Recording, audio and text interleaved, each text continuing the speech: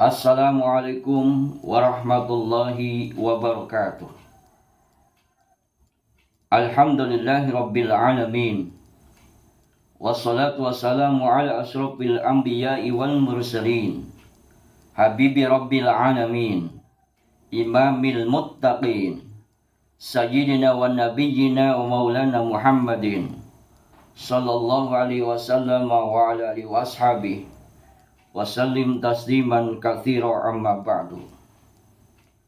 La ilaha illallah, la mawjuda illallah, la ilaha illallah, la ma'buda illallah, la ilaha illallah, la matluba illallah, la ilaha illallah, la maqsuda illallah. Kaum muslimin rahimakumullah, puji dan syukur senantiasa kita panjatkan kehadirat Allah Zat yang Maha Ghafur.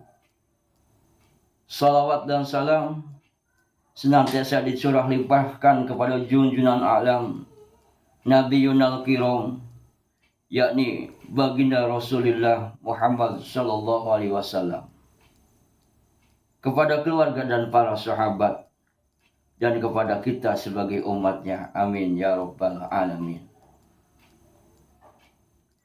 Kaum muslimin rahimakumullah, dalam kesempatan yang cerah ini, izinkanlah saya untuk mensitir sekelumit firman Allah Subhanahu wa taala dengan tema yang saya akan berikan, yakni tentang Isra dan Mi'raj baginda Rasul sallallahu alaihi wasallam. Kita sering mendengar tentang peristiwa Isra dan Mi'raj, bahkan diabadikan dalam Al-Qur'anul Karim, dan juga diperluas atau diperjelas oleh beberapa kitab seperti kitab Dardil tentang peristiwa Isra dan Mi'raj baginda Rasul sallallahu alaihi wasallam. Sedikit kita membahas tentang ayat pertama surah Bani Israil, yakni yang berbunyi a'udzubillahi minasyaitonirrajim. Subhanalladzi asra bi 'abdihi lailan minal masjidil harami ilal masjidil aqsa alladzi barakna haulahu linuriyahu min ayatina innahu huwas samiul basir. Maha suci Zat yang telah memberangkatkan hambanya di waktu malam, yakni dari mulai Masjidil Haram sampai ke Masjidil Aqsa, yang mana sekitar Masjidil Aqsa itu alladzi barakna haulahu, yang diberkahi oleh kami di sekelilingnya, linuriyahu min ayatina, supaya kami memperlihatkan dari tanda-tanda, dari sebagian tanda-tanda kekuasaan kami. Innahu huwas samiul basir, sesungguhnya Allah Dat yang maha melihat, mendengar, dan Dat yang maha melihat. Kaum muslimin rahimakumullah, dalam ayat pertama ini dikatakan kalimatnya adalah subhana, artinya mengandung tasbih, maha suci. Nah, ini maha suci berarti sudah dibersihkan dari sifat-sifat yang sifat tidak pantas. Subhana rabbika rabbil izzati amma yasifun, wassalamun ala mursalin, walhamdulillahi rabbil alamin. Orang-orang musyrik itu suka menyifati sifat-sifat yang tidak benar. Maka Allah SWT di sini Zat yang maha suci. Maha suci Dat yang telah memberangkatkan. Siapa? bi abdihi dengan hambanya, yaitu Rasulullah Muhammad sallallahu alaihi wasallam. Kapan? Lailam, di waktu malam. Dari mana? Minal Masjidil Haram ilal Masjidil Aqsa. Dari mulai Masjidil Haram yang ada di Makkah Al-Mukarramah kepada Masjidil Aqsa yang ada di Yerusalem, Palestina. Itu. Jadi Allah telah memberangkatkan hambanya, artinya dengan kekuasaan, dengan keagungan, dengan kebesarannya. Allah telah memberangkatkan hambanya, yaitu Nabi Muhammad sallallahu alaihi wasallam. Dari mana? Dari Masjidil Haram sampai Masjidil Aqsa di Yerusalem, Palestina. Di waktu itu cuma semalam, ya. Di waktu malam waktu itu. Jadi kalau diperhitungkan jaraknya dari Makkah Al-Mukarramah sampai ke Yerusalem, Palestina itu kurang lebih 1 bulan dengan kendaraan tercepat pada waktu itu adalah unta. Bisa dibayangkan. Kalau menurut logika tidak masuk, tetapi kalau dengan iman, maka kita percaya dan yakin bahwasanya Allah Subhanahu wa taala Dat yang maha suci, Dat yang maha agung, Dat yang maha kuasa. Sehingga mampu Allah Subhanahu wa taala apa yang ia kehendak terjadi. Masya Allah kana wa malam ya salam yakun. Dan apapun yang Allah tidak kehendaki tidak akan terjadi. Nah ini, jadi kita percaya dan yakin itu adalah dengan kehendak Allah, dengan kekuasaan Allah. Nah, logikanya kita nggak usah jauh-jauh. Kita naik pesawat dari Jakarta menuju Batam. Tidak tahu ada yang ikut, yaitu seekor semut. Maka kita sampailah ke Batam dan ikutlah semut juga ke Batam. Kita turun di airport, ikut juga turun di airport. Maka ketika itu semut sampai di Batam, bertemu dengan temannya. Woi kawan, ternyata Batam ini luar biasa ya. Banyak keindahan, banyak wisata religius, jenis banyak tempat-tempat wisata. Itu semut berkata kepada temannya yang ada di Batam. Maka semut itu bengong. Macam mana? Emang kamu dari mana? Kata semut. Oh, saya dari Jakarta loh. Mana mungkin kamu bisa datang ke sini? Jalan kamu saja cuma merayap, kata semut Batam. Semut Jakarta menjawab, saya datang ke sini memang bukan jalan kaki, tetapi saya datang ke sini karena dibawa oleh tuh bos saya, tuh orangnya. Jadi gambarannya seperti itu. Jadi baginda Rasul Sallallahu Alaihi Wasallam bukan jalan sendiri, bukan Isra sendiri, bukan Mi'rajnya sendiri, tetapi diberangkatkan oleh Allah Subhanahu wa Ta'ala. Kaum muslimin rahimakumullah. Ini peristiwa ini harus kita yakini dan percaya dengan 100% dengan iman yang yakin. Jangan ada keraguan. Sebab pada waktu itu diceritakan dalam kitab Nuratul Nasihin. Ketika Nabi menyampaikan hal tersebut, banyak di antara kaum muslimin sendiri ada yang tidak percaya. Bahkan ada yang sampai murtad. Naudzubillah. Tapi ada orang yang pertama kali dan langsung percaya dengan yakin, yaitu Sayyidina Abu Bakar.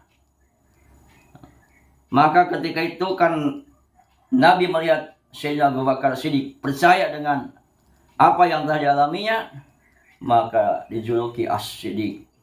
Jadi Abu Bakar Siddiq, kaum muslimin rahimahullah. Jadi mereka berpendapat orang-orang yang tidak percaya itu pakai akal. Masa sih berjalan seperti itu, secepat itu? Pakai logika.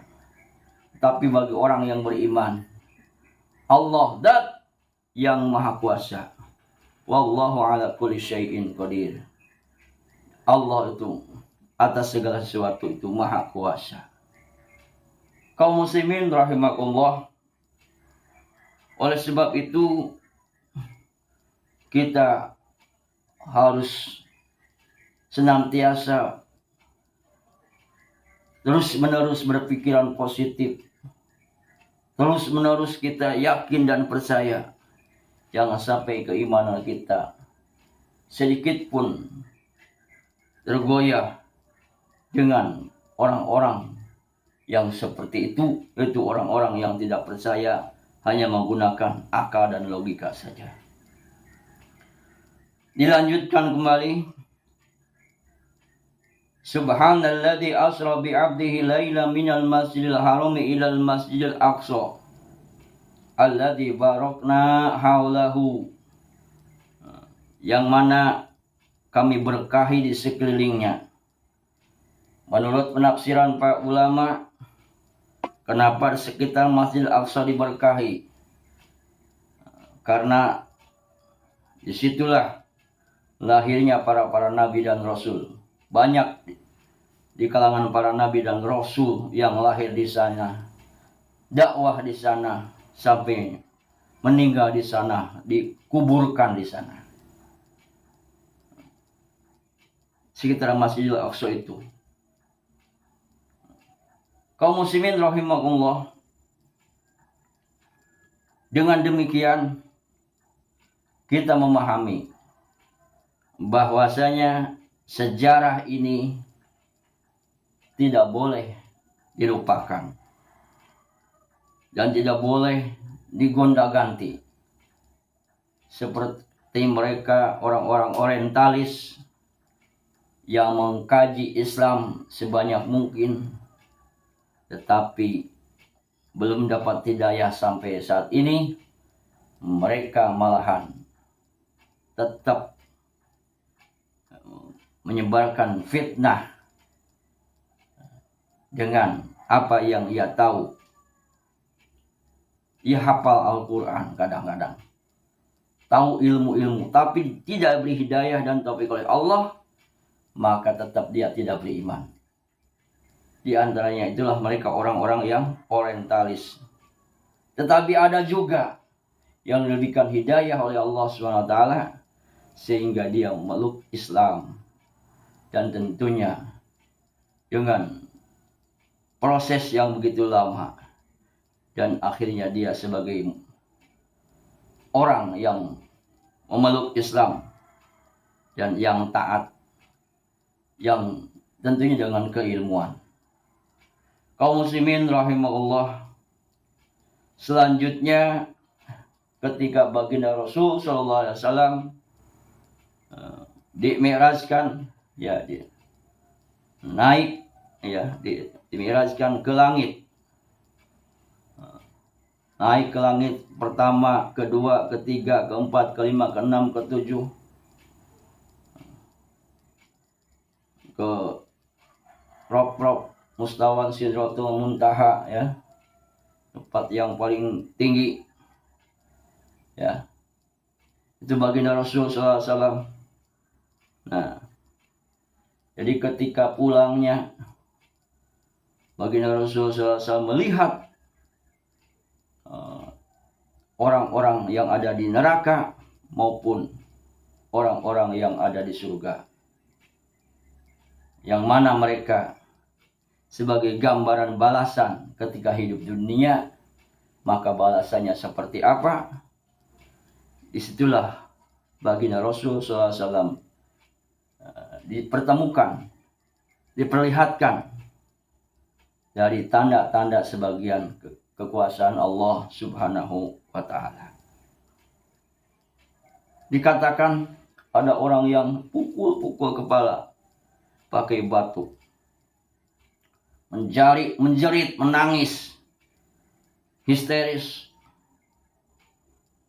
kemudian pingsan, kemudian kembali lagi, kemudian dia sadar dan pukul lagi kepalanya, kemudian dia pingsan, kemudian dia sadar dan kembali, terus menerus seperti itu.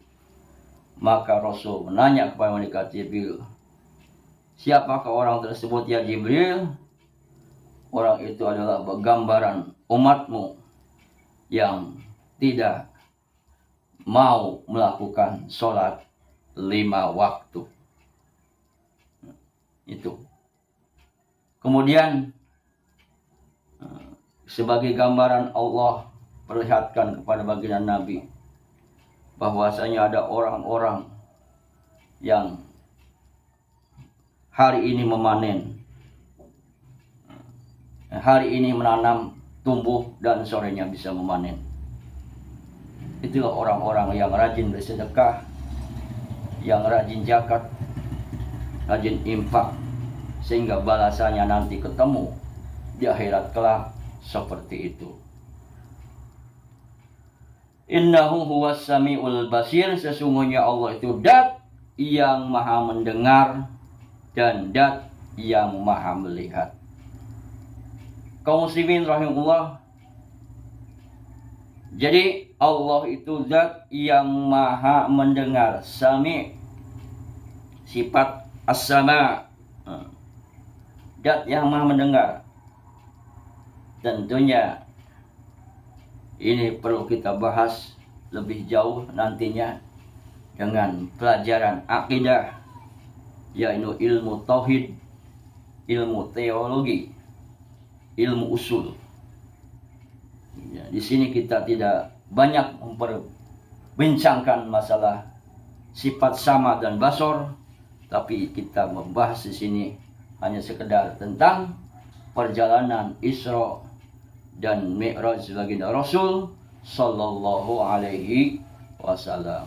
Baiklah kaum muslimin dan muslimat, untuk sementara sampai di sini dulu kajian kita, pengajian kita dalam memperingati Isra dan Mi'raj baginda Rasul sallallahu alaihi wasallam.